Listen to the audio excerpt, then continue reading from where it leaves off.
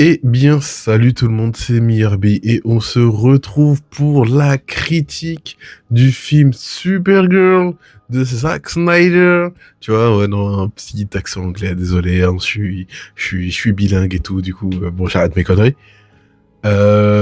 Du coup, cette vidéo sera sans spoil, voilà. Je ferai pas une partie non spoil, une partie spoil. Je trouve que là, tout de suite, là, et je vois pas d'intérêt. Peut-être qu'il y en aura une finalement, mais là tout de suite, je pense pas. Normalement, il y aura pas de partie spoiler. Il y aura zéro spoil. Vous pouvez regarder tranquille pour vous faire peut-être un petit avis, une petite impression sur le film pour aller le voir. Euh, du coup, on va commencer la critique tout de suite, hein, directement. Déjà, faudrait faire un petit synopsis du film. Alors, le synopsis, il est simple. Il y a une bande de brigands qui vont aller chez une certaine famille pour récupérer des armes. Armes qui ont été confectionnées par le père de cette famille. Et alors qu'ils allaient leur donner les armes, t'as le chef des brigands qui finit par buter toute la famille, sauf une, la jeune fille de la famille qui va vouloir du coup se venger. Et donc, pour le faire, elle va aller dans un bar. Dans ce dernier, il y aura Katara, et après quelques péripéties, elle va décider de la suivre. Et à un moment, alors qu'elles étaient sorties du vaisseau, t'as la bande de brigands qui va voler le vaisseau, et Crypto va les voir et va essayer de les attraper. Sauf que le chef des brigands va lui lancer une flèche empoisonnée, et le seul moyen de pouvoir guérir Crypto, c'est de lui prendre l'antidote qu'il a sur lui. Euh, Donc là, vous vous demandez pourquoi Kara, là, elle est pas partie. Là, je crois que tout à l'heure j'ai dit Kata. Pourquoi Kara, elle est pas partie chercher directement, hein, les a pas rattrapés, même s'ils sont en vaisseau, normalement elle peut les rattraper. Et ben c'est simple, elle était sur une planète de soleil rouge, donc elle avait aucun pouvoir. Ses pouvoirs étaient tous désactivés. Voilà. Donc elle va finir par aller aux quatre coins de l'univers pour essayer de les retrouver en compagnie de la jeune fille qui veut se venger. Voilà, bon, c'est à peu près le synopsis. Ça vous donne une idée sans vous spoiler. Et donc, déjà, qu'est-ce que j'ai pensé du film? Déjà, moi, le film, je l'ai bien aimé. Voilà, le film, j'ai apprécié. Je me suis pas ennuyé devant. Les scènes d'action, elles sont plutôt pas mal. D'ailleurs, il y avait une peur que pas mal de gens avaient, moi y compris, c'est que ça se rapproche énormément d'un film Gardien de la Galaxie. Ça aurait été genre comme si on avait un quatrième Gardien de la Galaxie. Et ben, j'ai été rassuré en voyant le film, car on n'a pas du tout un truc dans le genre, voilà. Ça a rien à voir, ça a même rien à voir avec le film Superman qui était sorti avant. Euh, Dans l'ambiance, dans l'humour et tout, c'est totalement différent. Comme quoi, bon, ce film, c'est, on va dire, il rassure sur le fait est que tous les films du DCU vont pas se ressembler, vont pas avoir une vibe gardien de la galaxie, voilà, comme on pensait que ça allait avoir. Non, ça sera pas pareil, voilà. Sinon, ouais, le film, franchement, comme je disais, je me suis bien régalé devant, hein. C'était un très bon film, hein. Il y a pas à dire 20 000 trucs dessus. Évidemment, on a eu quelques trucs sympas, genre par exemple, on a eu l'origin story, voilà, hein, l'origin story de Kara. Donc après après que Krypton soit détruit, comment elle a fait pour vivre une vie de kryptonienne et tout.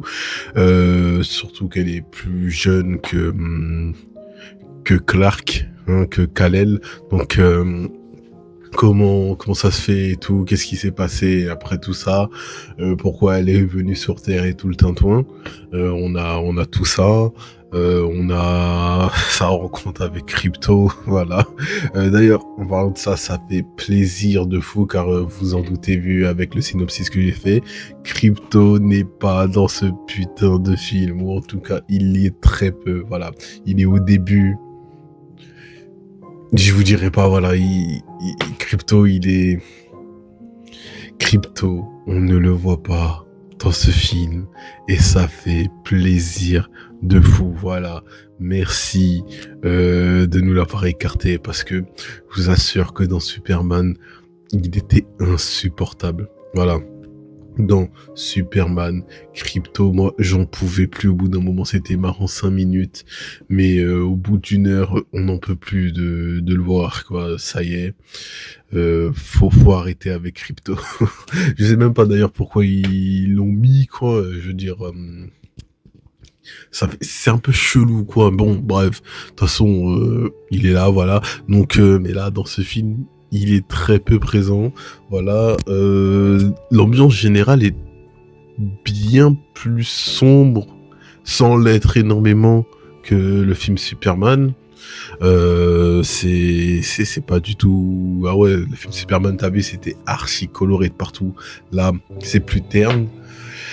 Il y a aussi... Alors, les 3/4 du film, hein, Supergirl, là, hein, la Kara, elle est nerf, voilà. Ils l'ont nerf d'une manière ou d'une autre pendant les 3/4 du film, que ce soit avec un soleil d'une autre couleur ou avec autre chose à chaque fois.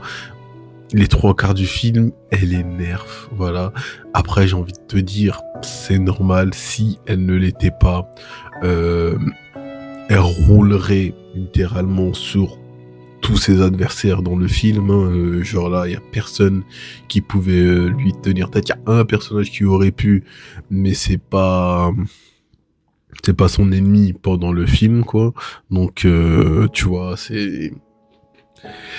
il y a pas, elle aurait roulé sur tout le monde si elle était pas nerf à chaque fois, parce que on le voit, hein, il y a des moments où elle ne l'est pas et elle leur roule dessus littéralement. C'est du tout droit. Là, c'est joué, hein. Quand elle est pas nerf, voilà. En même temps, normal, hein, Supergirl, c'est pas la petite du quartier, quoi. Dans les trailers, on a vu, c'est pas un spoil. Si, c'est dans les trailers. Je peux considérer que c'est pas un spoil. Je crois même il est sur l'affiche du film. Sur l'une des affiches en tout cas. Lobo, voilà, juste, de toute façon lui je vais pas m'éterniser sur lui, je vais faire un petit parallèle.